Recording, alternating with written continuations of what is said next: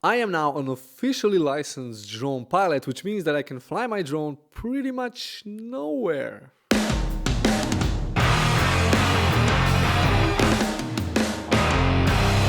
Hey guys, welcome back to another video. Today we'll be looking at some of the main rules and restrictions when it comes to drone flying. And yes, you do need to be a registered drone pilot and have a drone which is registered in order to fly it, well, anywhere, especially in Europe, America, Canada, and all the countries that have rules.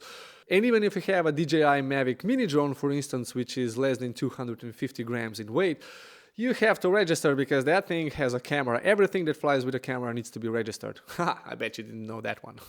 Now, the first rule that I want to mention is the max altitude. The max altitude that you can fly any drone is 120 meters off the ground. Yeah, how many times did we actually broken that rule? I mean, I've broken this rule probably every time I fly my drone. You know, I always go higher.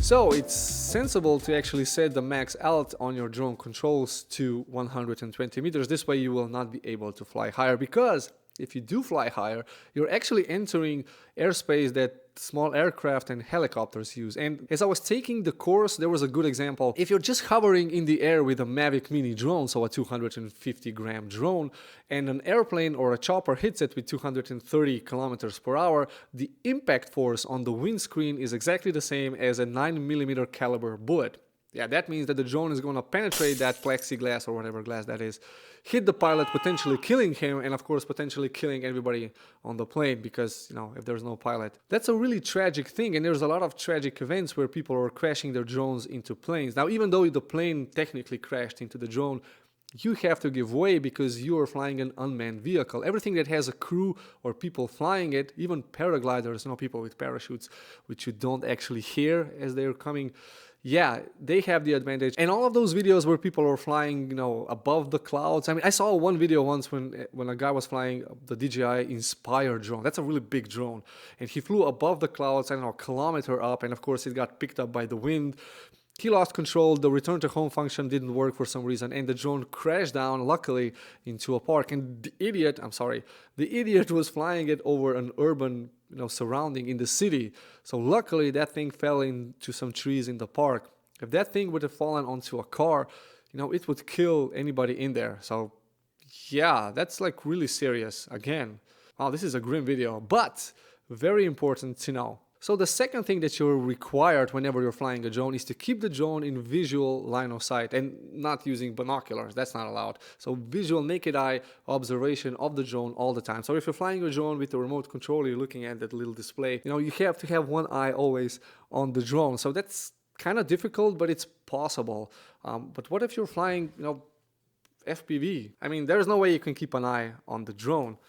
So in this case, you need to have a person with you who's always going to keep a physical eye on the drone, and somebody who's not going to be on TikTok, Twitter, or Instagram, you know, just really looking at the drone, just to be aware that there's nothing in the airspace of your drone. So no paragliders. Now, I mentioned paragliders because where I live, there's a lot of people flying with kites and parachutes, and you really can hear them. So if there's a plane coming or a chopper, it's very easy to know, okay, you know, something's in the air with me. But if somebody flies in with a parachute and you're flying a DJI FPV drone, you know, 800 grams and 140 kilometers per hour, yeah, that's really like a bomb in the air if it hits anybody.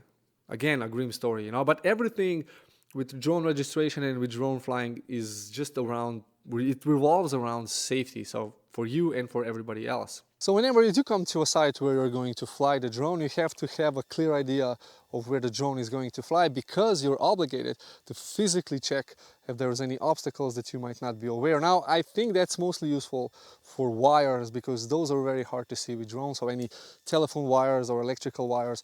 And you know, you shouldn't fly near magnetic or communication towers anyway, because that might actually screw the compass. And especially with my very used Mavic Air, you know, compass is a big issue. I have to calibrate it every time. So the next rule is, how close can you actually fly to unexpected people? So people who are not aware that there's a drone, people who don't give you permission to fly the drone over their heads? Well, in the open category A1 and A3, the one that I have, which means I can fly my DJI Mavic Airs and my FPV. In this category, I can get as close as 150 meters horizontally to any unsuspected people, any hikers, bikers, or whatever who come into the vicinity of the drone. So I have to be very aware of everything that's going on, which means flying with goggles, again, probably not the best solution. If I had the A2 subcategory of the open license, I would actually need to do a practical exam, actually practical flying, and in that case I can then come to as close as 50 meters to unsuspected people. Now, if the people around you are friends and are aware and give you permission, then you can technically fly over their heads. But not if they're a group of people. So you're not allowed to fly over groups of people, and a group of people is defined as a group who's unable to move freely because they're in a group. So flying over concerts or any sort of events where people are stacked together with a drone, flying over there, it's not allowed. So I've broken that rule as well. The next thing is weather and airspace. So you have to be very aware of the weather, of the temperature, humidity, rain, wind, the long distance test.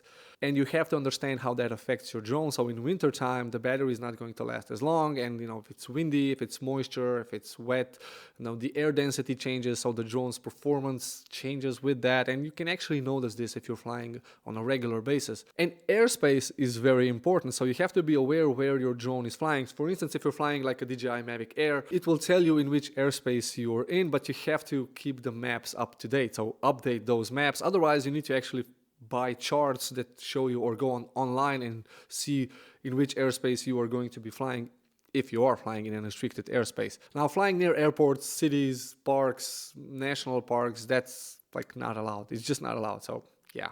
I mean, you could fly in those areas, but you need permission. You need to register with the civil agency of aeronautics or whatever.